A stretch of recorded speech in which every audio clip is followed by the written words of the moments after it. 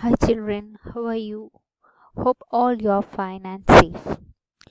Last day we discussed about the database concept and what is file database system, the limitations of file database system, in how what is database and what is the DBMS database management system, what are the advantages of DBMS, then how we can convert file system to DBMS, and what are the DBMS key concepts.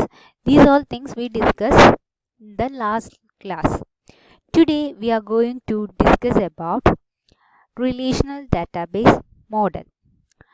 The relational data model is that the data is organized into tables.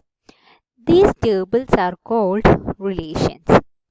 A row in a table represents a relationship among a set of values.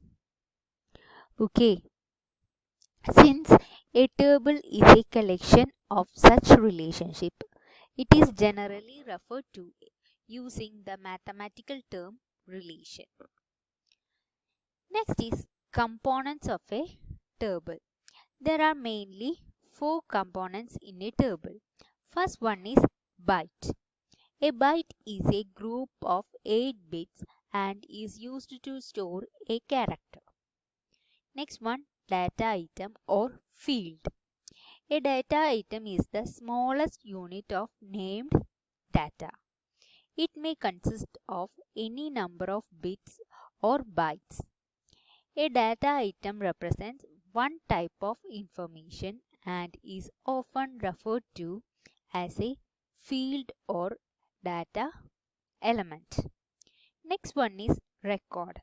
A record is a named collection of data items which represent the complete unit of information. Next is table. A table is named collection of all occurrence of a given type of logical record. Okay. Then next is relational model terminology. There are 7 type of relational model terminologies are there. First one is relation. In general, a relation is a table that is data arranged in rows and columns.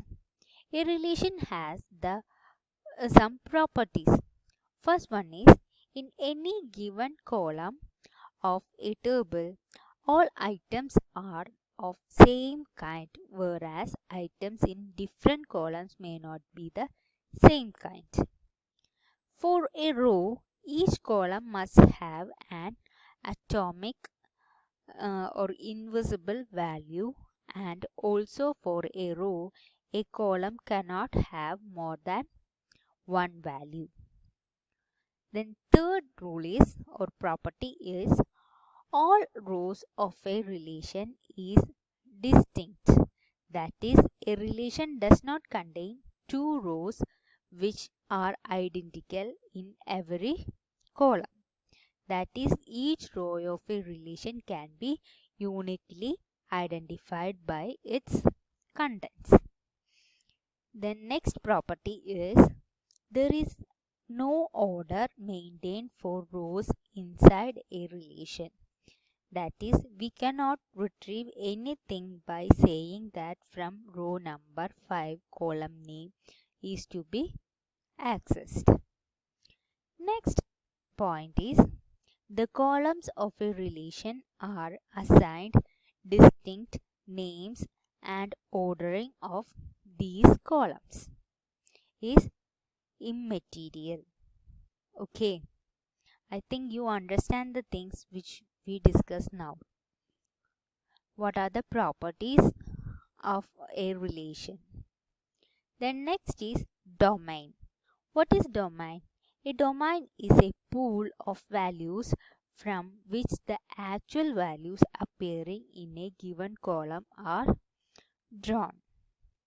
For example, the values appearing in supply number column both the suppliers table and the shipments table are drawn from the underlying domain for all valid supplier numbers. Next is tuple. The rows of a table is generally referred to as tuple.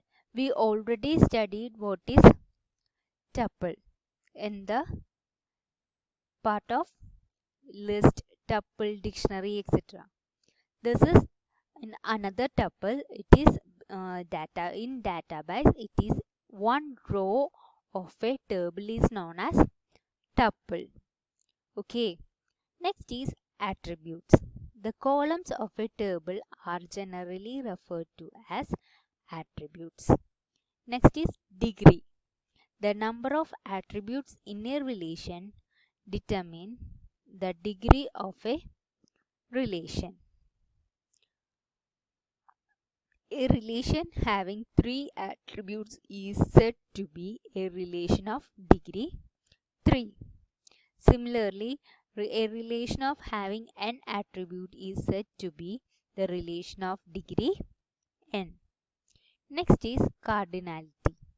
The number of tuples in a relation is called the cardinality of a relation.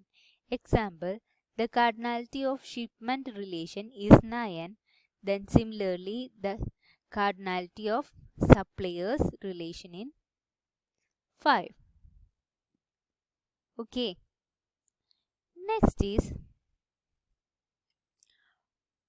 properties of relation. First one is what are the properties of relation? We can discuss that.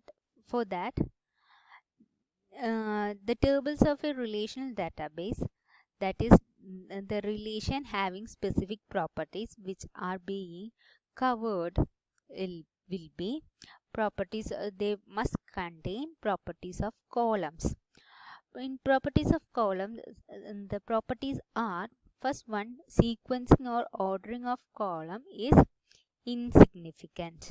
This property states that the ordering of the columns in a relational table has no meaning. Columns can be retrieved in any order and in various sequence. Next is each column has a unique name. Because each sequence of a columns insignificant, columns must be referred by name and not by position. Next is properties of row. Each row is unique or distinct. These properties assure that no two rows in a relational table are identical. There is at least one column or set of columns, the values of which uniquely identify each row in a table. The next property is the sequence of rows is insignificant. This property states that the ordering of the rows in a relational table has no meaning. Rows can be retrieved in any order and in various sequence. Next is properties of relation. First one is values are atomic. It implies that columns and rows in a relational table cannot contain groups or arrays of values. Example, a row cannot contain multiple values of a phone number column. Likewise, a column must have exactly one value for a row. Next property is a column's values are from the same domain. All values in a column are of the same kind, that is from the same domain. From the same domain. Okay. The next property is columns contain empty values. Any column's values must not be left blank if the value of the column is still unknown or unavailable, you can use a specially designed legal blank value null to represent the missing value. Okay. The next topic is keys in database. There are mainly four types of keys: primary key, candidate key, alternate key, foreign key.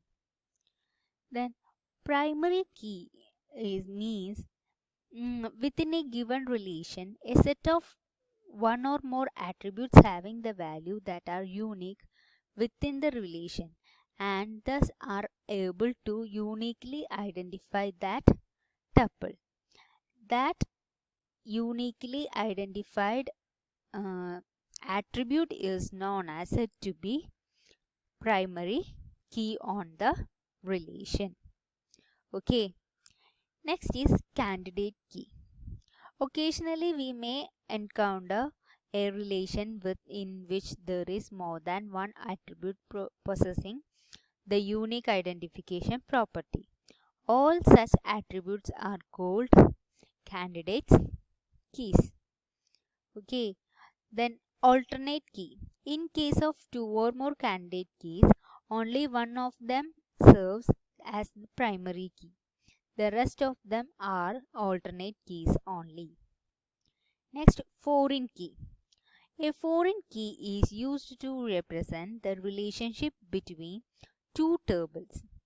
A foreign key is a non-key attribute whose value is derived from the primary key of another tuple. Okay. In other words, we can say that a non-key attribute of a tuple which is the primary key of some other tuple is known as foreign key.